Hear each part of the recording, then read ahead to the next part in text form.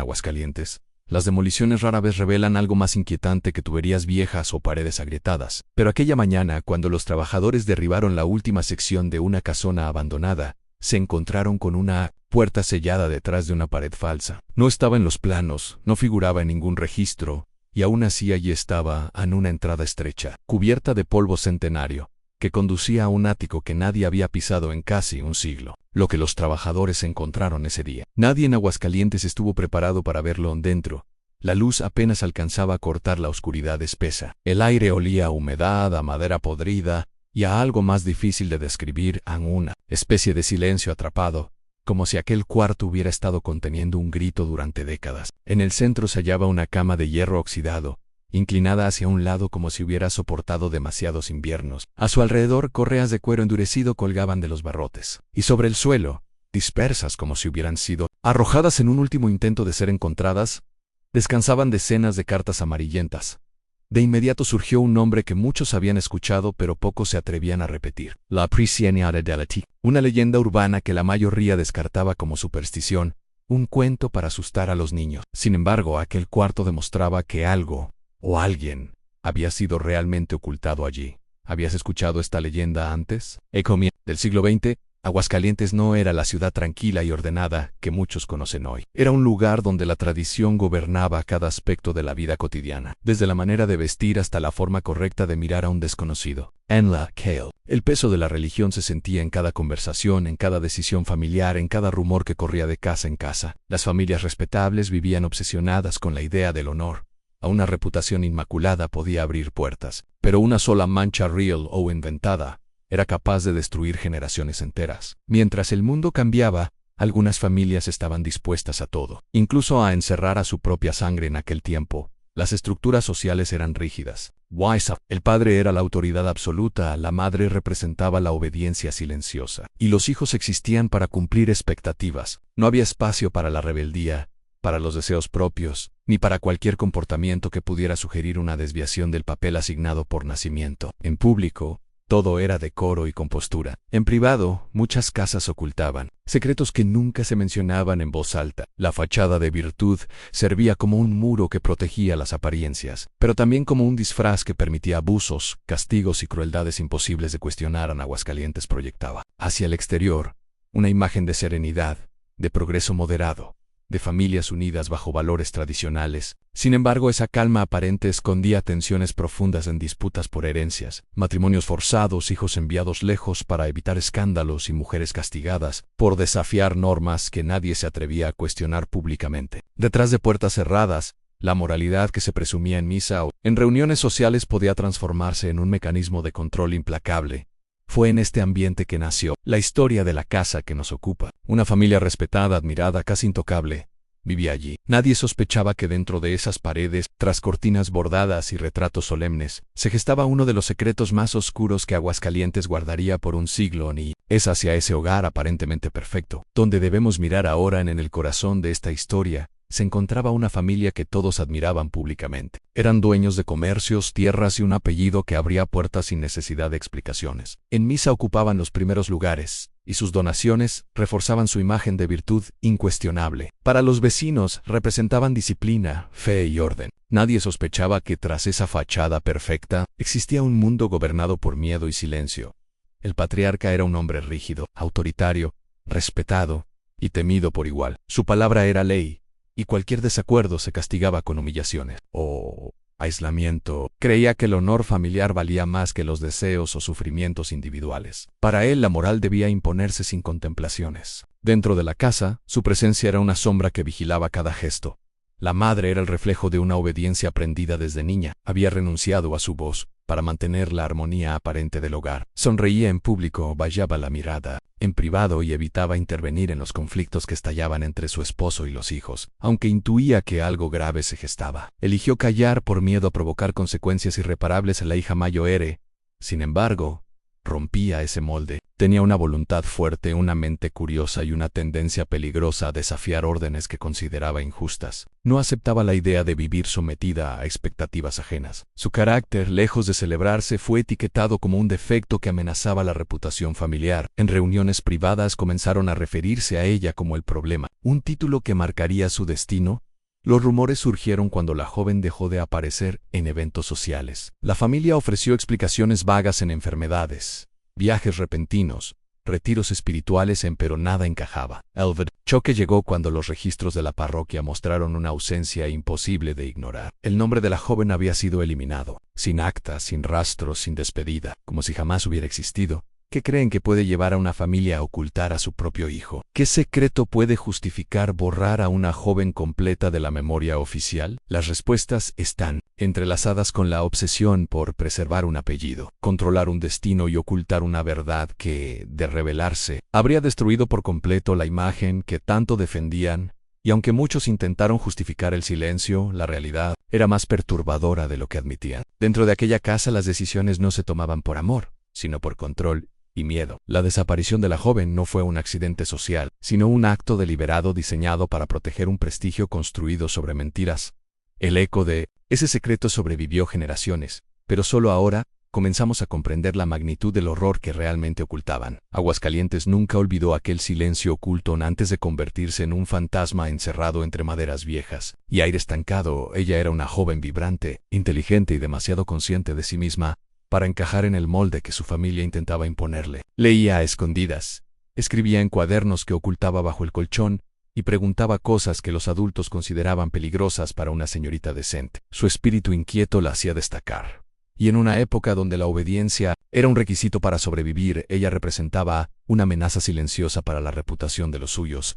Pero lo que realmente encendió la chispa del conflicto fue su cercanía con un joven al que la familia consideraba absolutamente inapropiado. No pertenecía a su clase social, no tenía apellido ilustre ni bienes que ofrecer. Peor aún, era alguien que despertaba en ella una independencia emocional que su padre interpretó como una traición. Ese romance, inocente y tímido al principio, se convirtió en el símbolo de todo lo que la familia temía: libertad, elección propia, y la posibilidad de un escándalo que echara por tierra décadas de prestigio, cuidadosamente construido a medida que su relación avanzaba. Comenzó a surgir señales inquietantes. Primero, habitaciones cerradas por obras, luego la prohibición de recibir visitas sin supervisión. La joven enfermaba con frecuencia, según las explicaciones del padre, aunque nadie la veía acudir al médico. Las criadas comentaban, en voz baja, que la señorita lloraba por las noches, que discutía con el patriarca más de lo que una mujer debía permitirse, y que su nombre era mencionado cada vez menos en los almuerzos familiares. Algo estaba cambiando en la casa,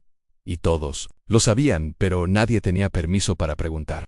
La tensión aumentó cuando uno de los sirvientes aseguró haberla visto detrás de una puerta cerrada con llave, suplicando salir. Días después, la familia despidió al sirviente sin explicación, y el resto aprendió que el silencio era una forma de supervivencia. La joven seguía presente, pero cada vez más oculta, más controlada, más reducida a una sombra que recorría los pasillos sin que sus pasos resonaran. Su voluntad, antes firme, era tratada como un pecado que debía corregirse. ¿Fue por amor prohibido, por enfermedad mental o simplemente por control? Nadie en ese hogar se atrevía a debatirlo, pero la intención era clara. La independencia de la joven debía ser sofocada antes de que destruyera el honor familiar. Y así, con una mezcla de miedo, poder y orgullo, comenzó un proceso silencioso, casi imperceptible, que culminaría en un acto irreversible. Porque hubo un día, uno solo, en el que la puerta del ático se cerró detrás de ella, y jamás volvió a abrirse. En el día en que su libertad desapareció para siempre. No comenzó con gritos ni amenazas visibles. Comenzó con un silencio extraño, pesado, que recorría la casa como una señal de que algo irreversible estaba a punto de suceder. La joven despertó para encontrar a su madre evitando su mirada y a su padre ordenando a los sirvientes que desalojaran. Fue conducida hacia la escalera angosta que llevaba al ático, un espacio que siempre había estado cerrado, un lugar que la familia utilizaba para guardar objetos olvidados o secretos incómodos. Ella preguntó a dónde la llevaban, pero recibió únicamente la respuesta seca de su padre: es por tu bien y por el nuestro. Una frase que, dicha en aquel tono, se convirtió en una sentencia cuando la agarran. Al último peldaño su corazón empezó a golpear con fuerza. La puerta se abrió con un chirrido, liberando un aire frío y enmohecido. Antes de que pudiera reaccionar, la empujaron hacia adentro, y el pestillo se cerró detrás de ella. Copia suplicó, exigió una explicación, pero el único sonido que le respondió fue el eco sordo de sus propios puños contra la madera. Afuera, los pasos se alejaron, y la casa volvió a su acostumbrado silencio. Allí, en esa oscuridad que parecía tragarse la esperanza, comenzó su encierro. En los primeros días intentó resistir. Buscó grietas, empujó la ventana clavada, intentó forzar la puerta con los pocos objetos que tenía. Sus uñas terminaron rotas, sus manos ensangrentadas, pero la estructura era más fuerte que su desesperación. Poco a poco la energía se convirtió en agotamiento, el agotamiento en llanto, y el llanto en un silencio resignado que solo podía romper con sus propios pensamientos. La familia, mientras tanto, ajustaba la rutina para justificar su ausencia. Viajes inventados, enfermedades prolongadas, cartas enviadas a parientes lejanos. Cada mentira reforzaba la necesidad de mantenerla oculta. Cuanto más tiempo pasaba, más difícil se volvía a admitir la verdad. Con las semanas, su mente comenzó a fracturarse. El ático se convertía en un mundo en sí mismo, donde las horas parecían estirarse y las noches caían sin aviso. A través de una pequeña rendija del techo, podía saber si era verano o invierno según la intensidad del viento o el crujido de la madera. Veía caer polvo como si fueran diminutas estaciones propias. Observaba la luz filtrarse en líneas que cambiaban milimétricamente según el día. En esos pequeños detalles encontró algo parecido a Compañía Ampue. Fue entonces cuando comenzó a escribir en pedazos de papel, envueltos en desesperación. Dejó un rastro de pensamientos que ningún miembro de la familia imaginó que sobreviviría al tiempo. Escribía súplicas a por favor, déjenme salir. Escribía recuerdos a mamá, ¿todavía me quieres? Escribía preguntas que la atormentaban. ¿Qué hice para merecer esto? Y lo más doloroso, describía cómo los años pasaban sin verla crecer. Sin escuchar su propia voz más que como un murmullo en algunas cartas, narraban la lluvia filtrándose por el techo, los inviernos tan fríos que apenas podía mover las manos, y los veranos donde el calor la hacía desmayarse. Otras relataban cómo contaba las grietas de las paredes una y otra vez para no olvidar quién era. Pero entre todas esas notas desgarradoras, había una carta distinta, una que contradice por completo la versión oficial que la familia dio años después. Una carta que, según los trabajadores que la encontraron, podría cambiar todo lo que se creía sobre su destino final. ¿Por cuánto tiempo creen que una persona puede sobrevivir en completo aislamiento? La respuesta, dolorosamente, está escrita en esas hojas amarillentas, ocultas durante un siglo en aquel ático que ahora conocemos como su prisión eterna. A partir de aquí, la historia deja de ser solo un crimen familiar y se convierte en un crimen compartido por todo un vecindario, porque nadie encierra a una joven durante años sin que alguien más sospeche. Y en Aguascalientes, las sospechas no faltaron. Lo que faltó fue el valor de hablar en la calle. La familia era vista como un ejemplo de virtud, misa dominical, donaciones al clero, participación en eventos cívicos. Los vecinos decían que los Serrano, así llamaremos a esta familia para proteger identidades, eran una casa de orden, una frase que en el México de principios del siglo XX significaba obediencia, silencio y secretos. Pero las paredes no callan tan fácilmente en algunas noches. Una vecina anciana afirmaba escuchar pasos apresurados en el piso superior de la casona, pasos que no coincidían con la rutina de nadie. Otras veces, una sirvienta del barrio aseguraba haber visto a la madre comprar grandes cantidades de agua y comida, más de lo necesario para la familia. Todo el mundo tenía una pieza del rompecabezas, pero nadie lo armó, o mejor dicho, nadie quiso armarlo porque en aquella época, meterse en los asuntos de una familia bien era casi un sacrilegio social. La privacidad era sagrada, y la reputación todavía más. En México, la cultura del mejor ni pregunto pesaba tanto como la religión. ¿Escuchaste un llanto extraño? ¿Viste algo raro en la ventana del ático? Olvídalo. No es tu problema, ¿no? Y claro, Esteban, los sirvientes en ellos sí sabían, en ellos sí escuchaban, ellos sí subían escaleras que nadie más subía. Una joven empleada contó, años después, que una vez dejó un plato de comida junto a la puerta del ático y escuchó una voz débil del otro lado murmurando, «Por favor, hoy puedo bajar». Pero cuando intentó hablar con la hija encerrada, el mayor Rodemo la sacó de un brazo y le dijo, con un tono que helaba la sangre, «En tu trabajo es obedecer, no preguntar». Algunos sirvientes renunciaban sin explicación, otros se quedaban porque necesitaban el salario para alimentar a sus familias. Y aunque sabían lo que pasaba, el miedo era más grande que la culpa. Luego estaban los sacerdotes, y Nouria visitaba la casa para bendecir las habitaciones y atender al patriarca. Se cuenta que, un día, al escuchar un ruido en el piso alto, preguntó discretamente si uno de los hijos estaba enfermo. El padre de familia respondió con una sonrisa rígida, «Una prueba enviada por Dios. Nada de lo que debas preocuparte». El sacerdote entendió el mensaje y guardó silencio. Incluso un funcionario de la época, un inspector de salubridad, llegó a notar inconsistencias en el registro de habitantes de la casa, pero al tratarse de una familia influyente, prefirió no insistir, porque en aquel México, cuestionar a los poderosos era una invitación abierta a perder el empleo. O algo peor, así fue como ladrillo por ladrillo, silencio tras silencio. Toda una comunidad se convirtió en cómplice. No por maldad, sino por omisión, por miedo, por esa peligrosa costumbre de mirar hacia otro lado.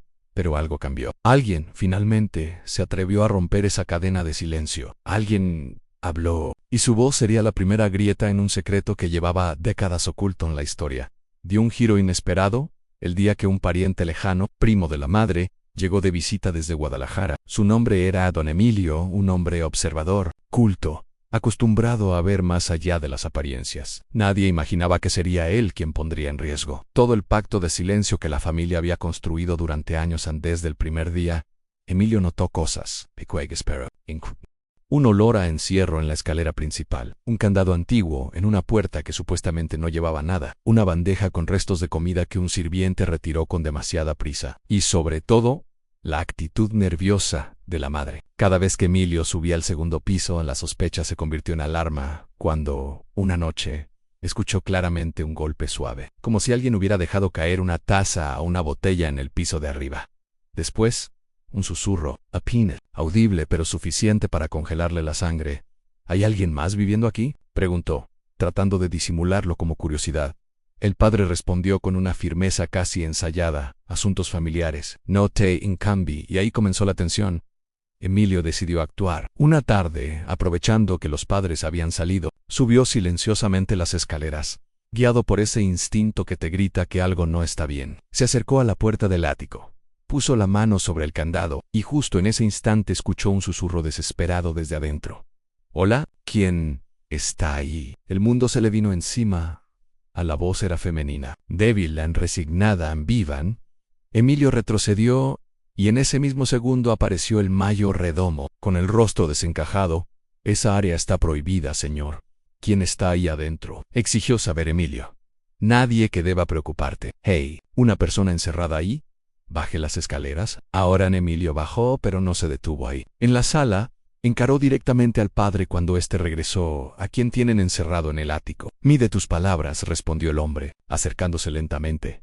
«Porque podrías arrepentirte». La madre intervino con lágrimas en los ojos, rogándole que dejara el tema. Pero Emilio no se calló. Amenazó con denunciar, con volver con autoridades, con exponer todo. Entonces vino el gaslighting. «Estás confundido. Nadie está encejado. Te estás dejando llevar por rumores. Esta familia no tolerará calumnias, Ani».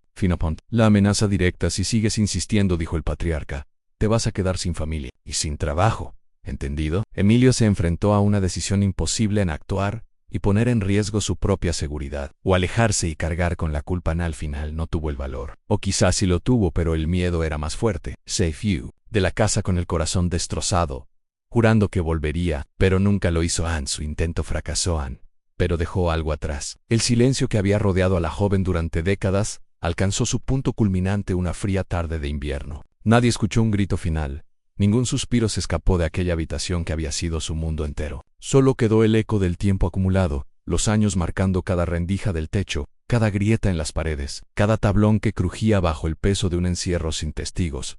Su muerte no fue dramática en el sentido físico. Fue un hundimiento silencioso del espíritu, una rendición completa ante una prisión que nadie había abierto ni por un instante de compasión. Su cuerpo permaneció en el ático, oculto entre sombras y polvo, mientras la familia tejía una red de mentiras que sobreviviría a generaciones. El patriarca y la madre insistieron en que se había ido al convento para dedicarse a la vida religiosa, o que había sucumbido a una fiebre repentina que nadie pudo curar. Los vecinos repitieron la historia sin cuestionarla, y los registros oficiales reflejaban la desaparición de un hombre, borrado como si nunca hubiera existido. La joven que una vez había amado, reído y desafiado a sus padres, fue reemplazada por un fantasma público que jamás existió, salvo en esas paredes secretas y en los pedazos de papel que había dejado atrás. Entre las cartas que permanecieron ocultas, una sobresalía. Era la última que escribió, con una caligrafía firme a pesar del agotamiento y la desesperación. No pedía perdón ni rogaba. Estaba cargada de claridad, de indignación y de un dolor tan puro que estremecía a cualquiera que la leyera. En sus palabras denunció lo que había sufrido, la injusticia de un castigo impuesto por miedo y orgullo, y la traición silenciosa de quienes podían haberla salvado y eligieron no hacerlo. «Me han quitado la vida que merecía, y no hay quien diga mi nombre. Que recuerden que fui real, que sepan que existí y que nadie tuvo derecho a decidir por mí. Mi voz se apaga, pero no olviden que hubo un tiempo en que respiré, amé y deseé ser libre. No pongan mi ausencia en su cómoda historia de virtudes y conventos. Que este papel sea mi grito final. Y si algún día alguien lo encuentra, sepa que la verdad nunca murió conmigo. El mensaje contenía también detalles precisos de los días que había pasado en el ático, de los cambios de estación que observaba desde la rendija del techo, de los sonidos de la casa que la acompañaban, en la soledad absoluta. Cada frase era una mezcla de furia y lucidez, de rabia contenida y resignación. La última línea, escrita con una presión que casi atraviesa el papel, era un golpe final. Mi nombre fue borrado, pero no mi memoria. Que ellos vivan tranquilos con su mentira. Yo me voy dejando la verdad intacta. Con esa carta, la joven murió. Y con ella se selló una historia que durante un siglo permaneció en el olvido. La familia continuó su vida como si nada hubiera pasado, protegida por el silencio colectivo y la complacencia de quienes miraron hacia otro lado. Pero las cartas, escondidas en su propio legado, se convirtieron en un testimonio imposible de ignorar, una evidencia de la injusticia que nunca debió ocurrir en el ático. Ahora vacío, conservaba el rastro de su existencia, marcas en la madera, polvo acumulado, grietas por donde entraba la luz y, sobre todo, las cartas. Cada hoja era un recordatorio de la vida arrebatada, de la esperanza que se extinguió y de la verdad que Anque tardía. Aún podía salir a la luz a la última línea de su final carta. Cambia todo, porque no solo denuncia el horror, sino que devuelve voz a quien la familia quiso borrar, recordándonos que, aunque los años intenten silenciar a las víctimas, la verdad tiene la fuerza de sobrevivir más allá del encierro, del miedo y de la complicidad. Tras la muerte de la joven, la familia actuó con frialdad calculada.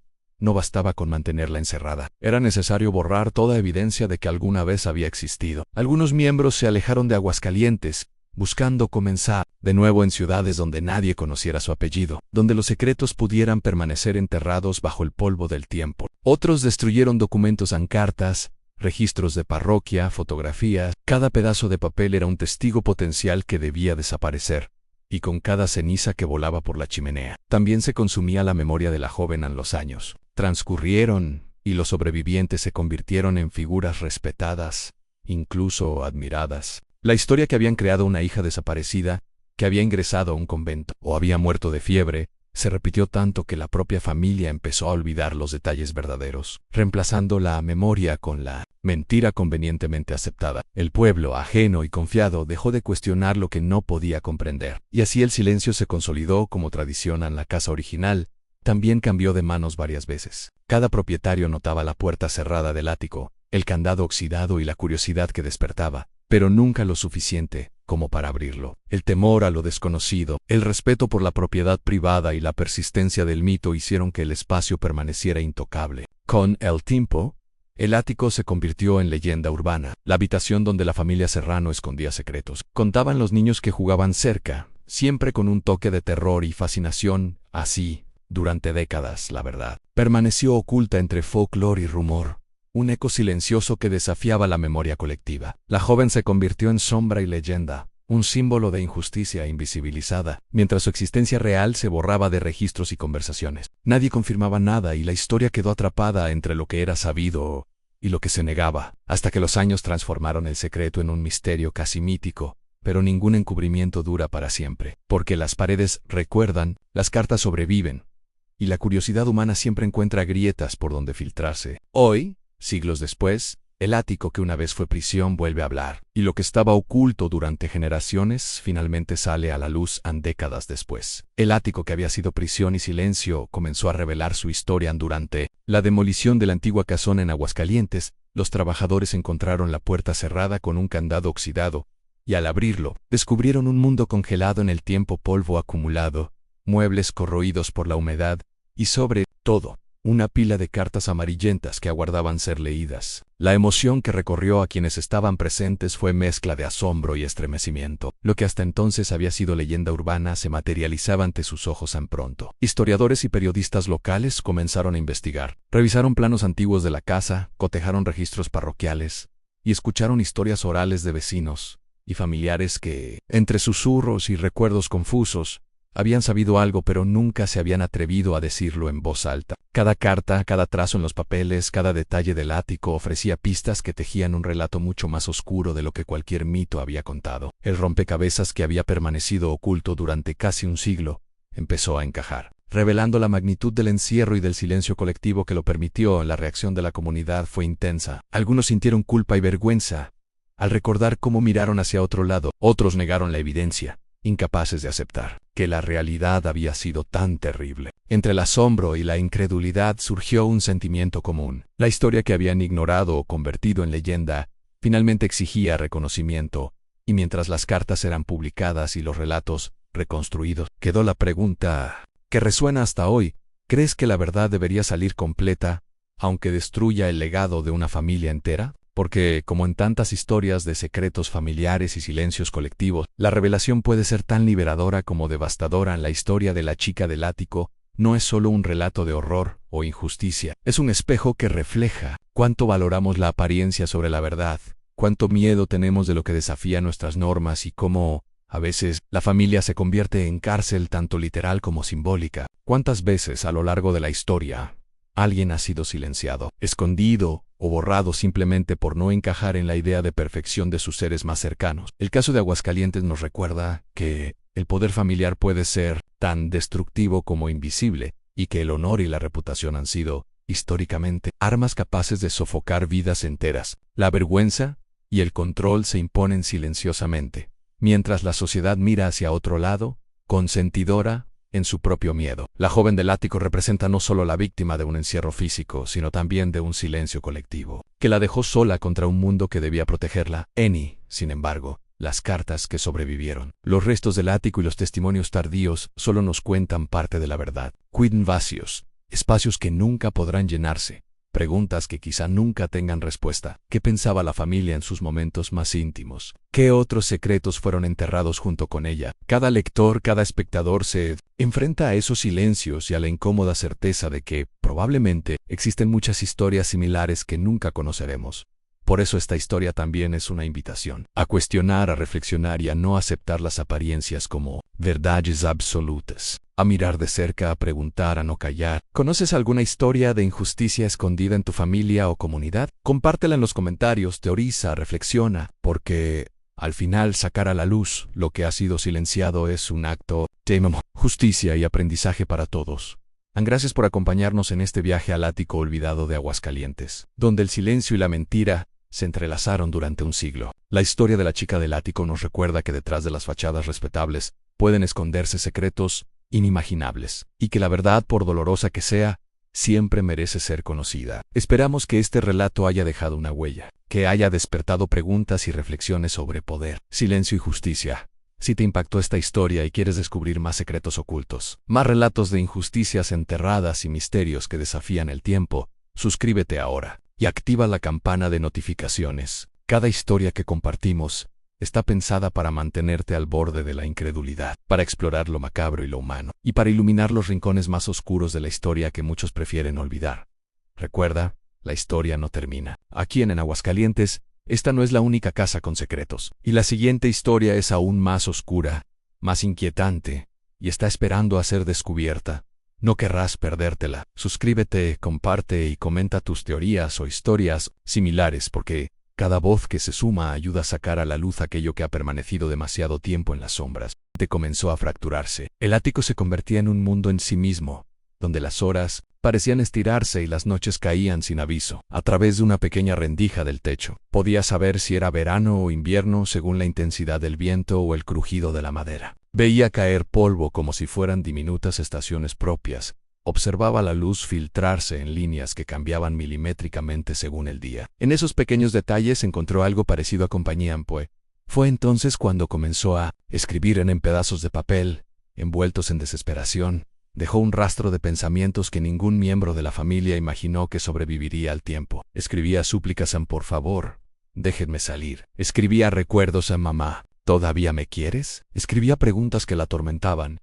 ¿Qué hice para merecer esto? Y lo más doloroso, describía cómo los años pasaban sin verla crecer, sin escuchar su propia voz más que como un murmullo en algunas cartas. Narraban la lluvia filtrándose por el techo, los inviernos tan fríos que apenas podía mover las manos, y los veranos donde el calor la hacía desmayarse. Otras relataban cómo contaba las grietas de las paredes una y otra vez para no olvidar quién era. Pero entre todas esas notas desgarradoras, había una carta distinta, una que contradice por completo la versión oficial que la familia dio años después. Una carta que, según los trabajadores que la encontraron, podría cambiar todo lo que se creía sobre su destino final. ¿Por cuánto tiempo creen que una persona puede sobrevivir en completo aislamiento? La respuesta, dolorosamente, está escrita en esas hojas amarillentas, ocultas durante un siglo en aquel ático que ahora conocemos como su prisión eterna. A partir de aquí, la historia deja de ser solo un crimen familiar y se convierte en un crimen compartido por todo un vecindario, porque nadie encierra a una joven durante años sin que alguien más sospeche.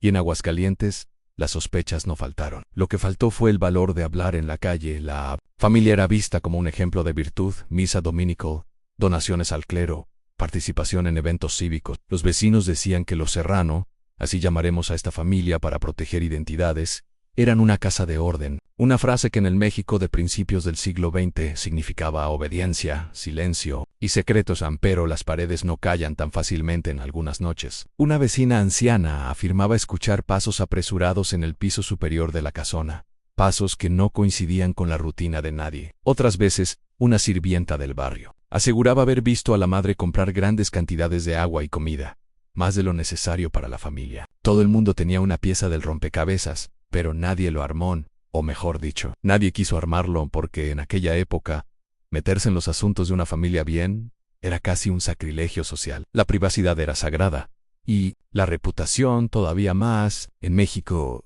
la cultura del mejor ni pregunto pesaba tanto como la religión. ¿Escuchaste un llanto extraño? ¿Viste algo raro en la ventana del ático? Olvídalo. No es tu problema, ¿no? Y claro, Esteban, los sirvientes en ellos sí sabían, en ellos sí escuchaban, ellos sí subían escaleras que nadie más subía. Una joven empleada contó, años después, que una vez dejó un plato de comida junto a la puerta del ático y escuchó una voz débil del otro lado murmurando, «Por favor, hoy puedo bajar». Pero cuando intentó hablar con la hija encerrada, el mayor Rodemo la sacó de un brazo y le dijo, con un tono que helaba la sangre, «En tu trabajo es obedecer, no preguntar». Algunos sirvientes renunciaban sin explicación, otros se quedaban porque necesitaban el salario para alimentar a sus familias. Y aunque sabían lo que pasaba, el miedo era más grande que la culpa. Luego estaban los sacerdotes, y Nouria visitaba la casa para bendecir las habitaciones y atender al patriarca. Se cuenta que, un día, al escuchar un ruido en el piso alto, preguntó discretamente si uno de los hijos estaba enfermo. El padre de familia respondió con una sonrisa rígida, «Una prueba enviada por Dios. Nada de lo que debas preocuparte». El sacerdote entendió el mensaje y guardó silencio. Incluso un funcionario de la época, un inspector de salubridad, llegó a notar inconsistencias en el registro de habitantes de la casa, pero al tratarse de una familia influyente, prefirió no insistir, porque en aquel México, cuestionar a los poderosos era una invitación abierta a perder el empleo, o algo peor. Así fue como, ladrillo por ladrillo, silencio tras silencio, toda una comunidad secó de disimularlo como curiosidad. El padre respondió con una firmeza casi ensayada, «Asuntos familiares, no te incumbe», y ahí comenzó la tensión. Emilio decidió actuar. Una tarde, aprovechando que los padres habían salido, subió silenciosamente las escaleras, guiado por ese instinto que te grita que algo no está bien. Se acercó a la puerta del ático, puso la mano sobre el candado, y justo en ese instante escuchó un susurro desesperado desde adentro. «Hola, ¿quién está ahí?». El mundo se le vino encima. A la voz era femenina, débil, resignada, viva. Emilio retrocedió, y en ese mismo segundo apareció el mayor Redomo, con el rostro desencajado. «Esa área está prohibida, señor». «¿Quién está ahí adentro?», exigió saber Emilio. «Nadie que deba preocuparte». «Hey, ¿una persona encerrada ahí?». «Baje las escaleras». Ahora Emilio bajó, pero no se detuvo ahí. En la sala, encaró directamente al padre cuando éste regresó. «¿A quién tienen encerrado en el ático?». «Mide tus palabras», respondió el hombre, acercándose lentamente, «porque podrías arrepentirte». La madre intervino con lágrimas en los ojos, rogándole que dejara el tema. Pero Emilio no se calló. Amenazó con denunciar, con volver con autoridades, con exponer todo. Entonces vino el gaslighting. «Estás confundido. Naji está encejado. Te estás dejando llevar por rumores. Esta familia no tolerará calumnias, Annie. Finapont. La amenaza directa si sigues insistiendo, dijo el patriarca. Te vas a quedar sin familia y sin trabajo. ¿Entendido? Emilio se enfrentó a una decisión imposible en actuar y poner en riesgo su propia seguridad. O alejarse y cargar con la culpa. Al final no tuvo el valor. O quizás sí lo tuvo, pero el miedo era más fuerte. Safe you. De la casa con el corazón destrozado, jurando que volvería, pero nunca lo hizo. Su intento fracasó, pero dejó algo atrás. El silencio que había rodeado a la joven durante décadas alcanzó su punto culminante una fría tarde de invierno. Nadie escuchó un grito final. Ningún suspiro se escapó de aquella habitación que había sido su mundo entero. Solo quedó el eco del tiempo acumulado, los años marcando cada rendija del techo, cada grieta en las paredes, cada tablón que crujía bajo el peso de un encierro sin testigos. Su muerte no fue dramática en el sentido físico. Fue un hundimiento silencioso del espíritu, una rendición completa ante una prisión que nadie había abierto ni por un instante de compasión. Su cuerpo permaneció en el ático, oculto entre sombras y polvo, mientras la familia tejía una red de mentiras que sobreviviría a generaciones. El patriarca y la madre insistieron en que se había ido Ian convento para dedicarse a la vida religiosa, o que había sucumbido a una fiebre repentina que nadie pudo curar. Los vecinos repitieron la historia sin cuestionarla, y los registros oficiales reflejaban la desaparición de un hombre, borrado como si nunca hubiera existido. La joven que una vez había amado, reído y desafiado a sus padres, fue reemplazada por un fantasma público que jamás existió, salvo en esas paredes secretas y en los pedazos de papel que había dejado atrás, entre las cartas que permanecieron ocultas. Una sobresalía, era la última que escribió, con una caligrafía firme a pesar del agotamiento y la desesperación. No pedía perdón ni rogaba. Estaba cargada de claridad, de indignación y de un dolor tan puro que estremecía a cualquiera que la leyera. En sus palabras denunció lo que había sufrido, la injusticia de un castigo impuesto por miedo y orgullo, y la traición silenciosa de quienes podían haberla salvado y eligieron no hacerlo. Me han quitado la vida que merecía. Y no hay quien diga mi nombre. Que recuerden que fui real, que sepan que existí y que nadie tuvo derecho a decidir por mí. Mi voz se apaga, pero no olviden que hubo un tiempo en que respiré, amé y deseé ser libre. No pongan mi ausencia en su cómoda historia de virtudes y conventos. Que este papel sea mi grito final, y si algún día alguien lo encuentra, sepa que la verdad nunca murió conmigo. El mensaje contenía también detalles precisos de los días que había pasado en el ático, de los cambios de estación que observaba desde la rendija del techo, de los sonidos de la casa que la acompañaban, en la soledad absoluta. Cada frase era una mezcla de furia y lucidez, de rabia contenida y resignación. La última línea, escrita con una presión que casi atraviesa el papel, era un golpe final. Mi nombre fue borrado, pero no mi memoria. Que ellos vivan tranquilos con su mentira. Yo me voy dejando la verdad intacta. Con esa carta, la joven murió, y con ella se selló una historia que durante un siglo permaneció en el olvido. La familia continuó su vida como si nada hubiera pasado, protegida por el silencio colectivo y la complacencia de quienes miraron hacia otro lado. Pero las cartas, escondidas en su propio legado, se convirtieron en un testimonio imposible de ignorar, una evidencia de la injusticia que nunca debió ocurrir en el ático. Ahora vacío, conservaba el rastro de su existencia, marcas en la madera, polvo y la curiosidad que despertaba, pero nunca lo suficiente como para abrirlo. El temor a lo desconocido, el respeto por la propiedad privada y la persistencia del mito hicieron que el espacio permaneciera intocable. Con el tiempo, el ático se convirtió en leyenda urbana, la habitación donde la familia Serrano escondía secretos. Contaban los niños que jugaban cerca, siempre con un toque de terror y fascinación. Así, durante décadas, la verdad permaneció oculta entre folclore y rumor, un eco silencioso que desafiaba la memoria colectiva. La joven se convirtió en sombra y leyenda, un símbolo de injusticia invisibilizada, mientras su existencia real se borraba de registros y conversaciones. Nadie confirmaba nada y la historia quedó atrapada entre lo que era sabido y lo que se negaba, hasta que los años transformaron el secreto en un misterio casi mítico. Pero ningún encubrimiento dura para siempre, porque las paredes recuerdan, las cartas sobreviven, y la curiosidad humana siempre encuentra grietas por donde filtrarse. Hoy, siglos después, el ático que una vez fue prisión vuelve a hablar, y lo que estaba oculto durante generaciones finalmente sale a la luz décadas después. El ático que había sido prisión y silencio comenzó a revelar su historia durante la demolición de la antigua casona en Aguascalientes. Los trabajadores encontraron la puerta cerrada con un candado oxidado, y al abrirlo, descubrieron un mundo congelado en el tiempo, polvo acumulado, muebles corroídos por la humedad, y sobre todo, una pila de cartas amarillentas que aguardaban ser leídas. La emoción que recorrió a quienes estaban presentes fue mezcla de asombro y estremecimiento. Lo que hasta entonces había sido leyenda urbana se materializaba ante sus ojos tan pronto. Historiadores y periodistas locales comenzaron a investigar. Revisaron planos antiguos de la casa, cotejaron registros parroquiales y escucharon historias orales de vecinos y familiares que, entre susurros y recuerdos confusos, habían sabido algo pero nunca se habían atrevido a decirlo en voz alta. Cada carta, cada trazo en los papeles, cada detalle del ático ofrecía pistas que tejían un relato mucho más oscuro de lo que cualquier mito había contado. El rompecabezas que había permanecido oculto durante casi un siglo empezó a encajar, revelando la magnitud del encierro y del silencio colectivo que lo permitió. La reacción de la comunidad fue intensa. Algunos sintieron culpa y vergüenza al recordar cómo miraron hacia otro lado. Otros negaron la evidencia, incapaces de aceptar que la realidad había sido tan terrible. Entre el asombro y la incredulidad surgió un sentimiento común. La historia que habían ignorado o convertido en leyenda finalmente exigía reconocimiento, y mientras las cartas eran publicadas y los relatos reconstruidos, quedó la pregunta que resuena hasta hoy: ¿crees que la verdad debería salir completa, aunque destruya el legado de una familia entera? Porque, como en tantas historias de secretos familiares y silencios colectivos, la revelación puede ser tan liberadora como devastadora. La historia de la chica del ático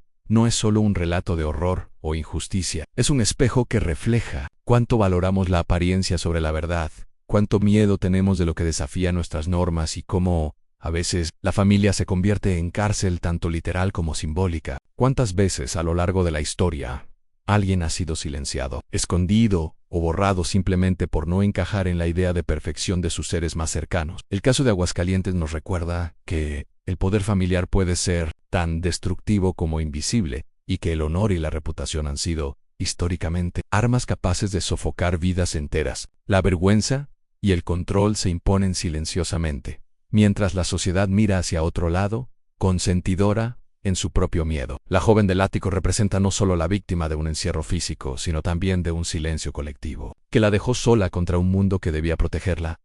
Sin embargo, las cartas que sobrevivieron, los restos del ático y los testimonios tardíos solo nos cuentan parte de la verdad. Quedan vacíos, espacios que nunca podrán llenarse, preguntas que quizá nunca tengan respuesta. ¿Qué pensaba la familia en sus momentos más íntimos? ¿Qué otros secretos fueron enterrados junto con ella? Cada lector, cada espectador se enfrenta a esos silencios y a la incómoda certeza de que, probablemente, existen muchas historias similares que nunca conoceremos.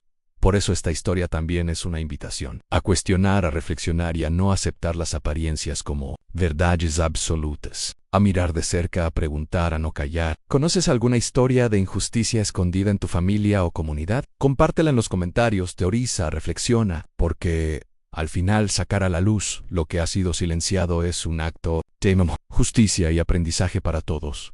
Gracias por acompañarnos en este viaje al ático olvidado de Aguascalientes, donde el silencio y la mentira se entrelazaron durante un siglo. La historia de la chica del ático nos recuerda que detrás de las fachadas respetables pueden esconderse secretos inimaginables, y que la verdad, por dolorosa que sea, siempre merece ser conocida. Esperamos que este relato haya dejado una huella, que haya despertado preguntas y reflexiones sobre poder, silencio y justicia. Si te impactó esta historia y quieres descubrir más secretos ocultos, más relatos de injusticias enterradas y misterios que desafían el tiempo, suscríbete ahora y activa la campana de notificaciones. Cada historia que compartimos está pensada para empezar a olvidar los detalles verdaderos, reemplazando la memoria con la mentira convenientemente aceptada. El pueblo, ajeno y confiado, dejó de cuestionar lo que no podía comprender, y así el silencio se consolidó como tradición en la casa original.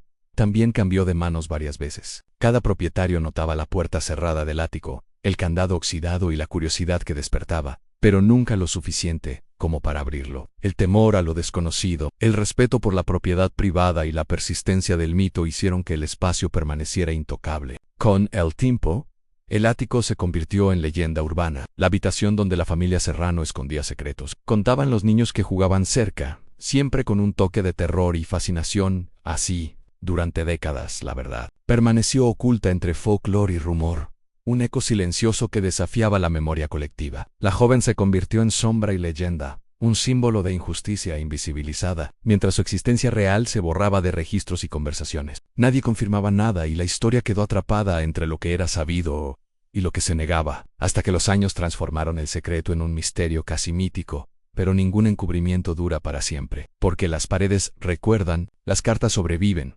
y la curiosidad humana siempre encuentra grietas por donde filtrarse. Hoy, siglos después, el ático que una vez fue prisión vuelve a hablar, y lo que estaba oculto durante generaciones finalmente sale a la luz décadas después. El ático que había sido prisión y silencio comenzó a revelar su historia durante la demolición de la antigua casona en Aguascalientes. Los trabajadores encontraron la puerta cerrada con un candado oxidado, y al abrirlo, descubrieron un mundo congelado en el tiempo, polvo acumulado, muebles corroídos por la humedad, y sobre todo, una pila de cartas amarillentas que aguardaban ser leídas. La emoción que recorrió a quienes estaban presentes fue mezcla de asombro y estremecimiento. Lo que hasta entonces había sido leyenda urbana se materializaba ante sus ojos tan pronto. Historiadores y periodistas locales comenzaron a investigar. Revisaron planos antiguos de la casa, cotejaron registros parroquiales, y escucharon historias orales de vecinos y familiares que, entre susurros y recuerdos confusos, habían sabido algo pero nunca se habían atrevido a decirlo en voz alta. Cada carta, cada trazo en los papeles, cada detalle del ático ofrecía pistas que tejían un relato mucho más oscuro de lo que cualquier mito había contado. El rompecabezas que había permanecido oculto durante casi un siglo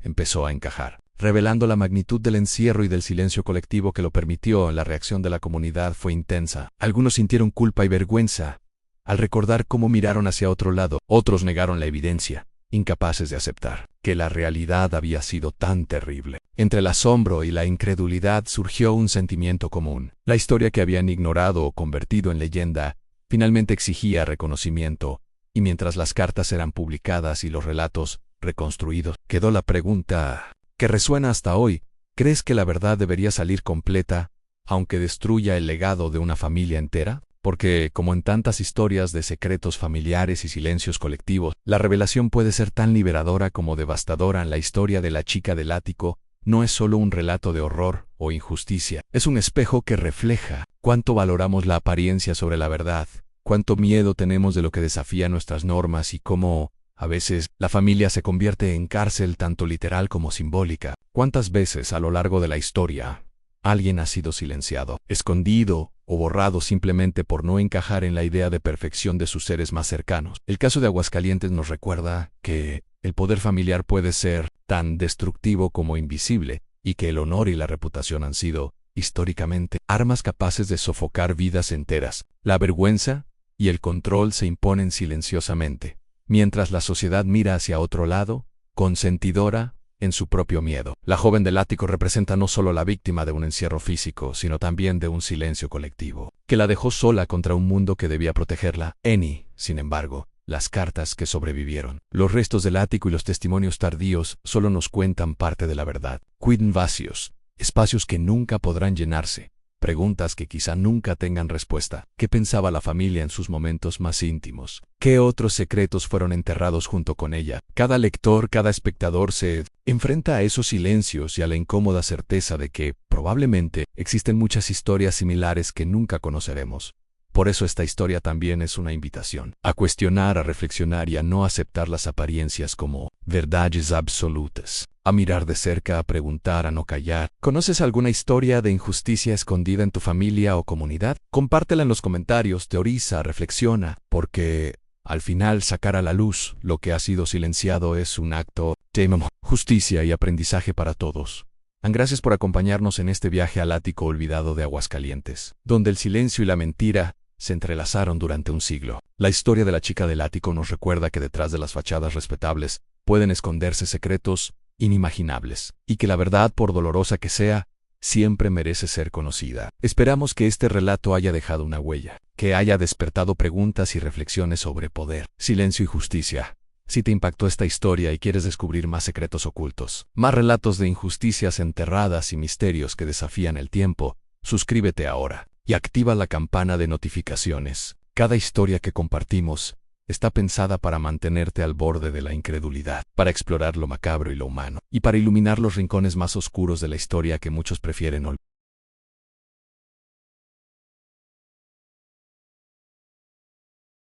Corría los pasillos sin que sus pasos resonaran. Su voluntad, antes firme, era tratada como un pecado que debía corregirse. Fue por amor prohibido, por enfermedad mental o simplemente por control. Nadie en ese hogar se atrevía a debatirlo, pero la intención era clara. La independencia de la joven debía ser sofocada antes de que destruyera el honor familiar. Y así, con una mezcla de miedo, poder y orgullo, comenzó un proceso silencioso, casi imperceptible, que culminaría en un acto irreversible. Porque hubo un día, uno solo, en el que la puerta del ático se cerró detrás de ella, y jamás volvió a abrirse, en el día en que su libertad desapareció para siempre. No comenzó con gritos ni amenazas visibles. Comenzó con un silencio extraño, pesado, que recorría la casa como una señal de que algo irreversible estaba a punto de suceder. La joven despertó para encontrar a su madre evitando su mirada y a su padre ordenando a los sirvientes que desalojaran. Fue conducida hacia la escalera angosta que llevaba al ático, un espacio que siempre había estado cerrado, un lugar que la familia utilizaba para guardar objetos olvidados o secretos incómodos. Ella preguntó a dónde la llevaban, pero recibió únicamente la respuesta seca de su padre: es por tu bien y por el nuestro. Una frase que, dicha en aquel tono, se convirtió en una sentencia cuando la agarran. Al último peldaño su corazón empezó a golpear con fuerza. La puerta se abrió con un chirrido, liberando un aire frío y enmohecido. Antes de que pudiera reaccionar, la empujaron hacia adentro, y el pestillo se cerró detrás de ella. Copia suplicó, exigió una explicación, pero el único sonido que le respondió fue el eco sordo de sus propios puños contra la madera. Afuera, los pasos se alejaron, y la casa volvió a su acostumbrado silencio. Allí, en esa oscuridad que parecía tragarse la esperanza, comenzó su encierro. En los primeros días intentó resistir. Buscó grietas, empujó la ventana clavada, intentó forzar la puerta con los pocos objetos que tenía. Sus uñas terminaron rotas,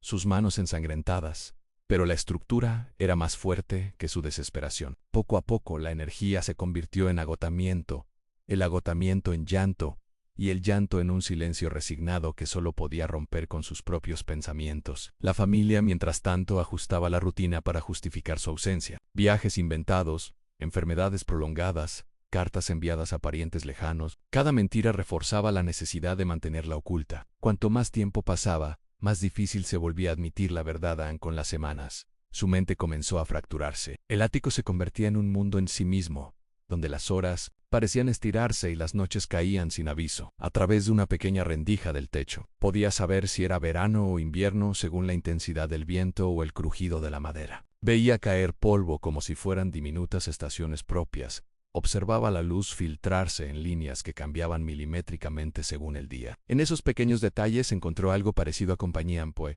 Fue entonces cuando comenzó a escribir en pedazos de papel, envueltos en desesperación. Dejó un rastro de pensamientos que ningún miembro de la familia imaginó que sobreviviría al tiempo. Escribía súplicas a por favor, déjenme salir. Escribía recuerdos a mamá, ¿todavía me quieres? Escribía preguntas que la atormentaban.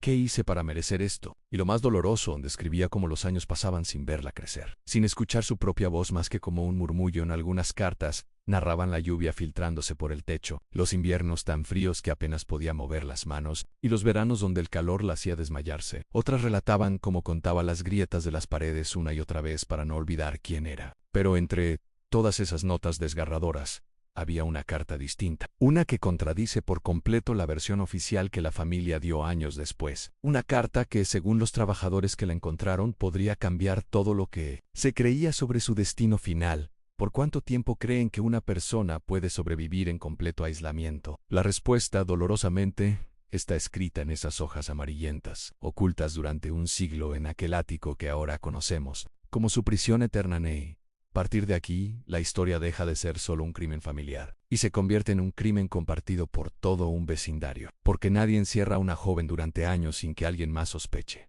Y en Aguascalientes, las sospechas no faltaron. Lo que faltó fue el valor de hablar en la calle. La familia era vista como un ejemplo de virtud: misa dominical, donaciones al clero, participación en eventos cívicos. Los vecinos decían que los Serrano, así llamaremos a esta familia para proteger identidades, eran una casa de orden, una frase que en el México de principios del siglo XX significaba obediencia, silencio y secretos. Pero las paredes no callan tan fácilmente. En algunas noches, una vecina anciana afirmaba escuchar pasos apresurados en el piso superior de la casona, pasos que no coincidían con la rutina de nadie. Otras veces, una sirvienta del barrio aseguraba haber visto a la madre comprar grandes cantidades de agua y comida, más de lo necesario para la familia. Todo el mundo tenía una pieza del rompecabezas, pero nadie lo armó o mejor dicho, nadie quiso armarlo porque en aquella época, meterse en los asuntos de una familia bien era casi un sacrilegio social. La privacidad era sagrada, y la reputación todavía más. En México,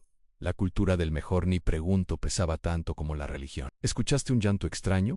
¿Viste algo raro en la ventana del ático? Olvídalo. No es tu problema, ¿no? Y claro, Esteban, los sirvientes en ellos sí sabían, en ellos sí escuchaban. Ellos sí subían escaleras que nadie más subía. Una joven empleada contó, años después, que una vez dejó un plato de comida junto a la puerta del ático y escuchó una voz débil del otro lado murmurando, «Por favor, hoy puedo bajar». Pero cuando intentó hablar con la hija encerrada, el mayor Rodemo la sacó de un brazo y le dijo, con un tono que helaba la sangre: «En tu trabajo es obedecer, no preguntar». Algunos sirvientes renunciaban sin explicación, otros se quedaban porque necesitaban el salario para alimentar a sus familias. Y aunque sabían lo que pasaba, el miedo era más grande que la culpa. Luego estaban los sacerdotes, y Nauria visitaba la casa para bendecir las habitaciones y atender al patriarca. Se cuenta que, un día, al escuchar un ruido en el piso alto, preguntó discretamente si uno de los hijos estaba enfermo. El padre de familia respondió con una sonrisa rígida, una prueba enviada por Dios.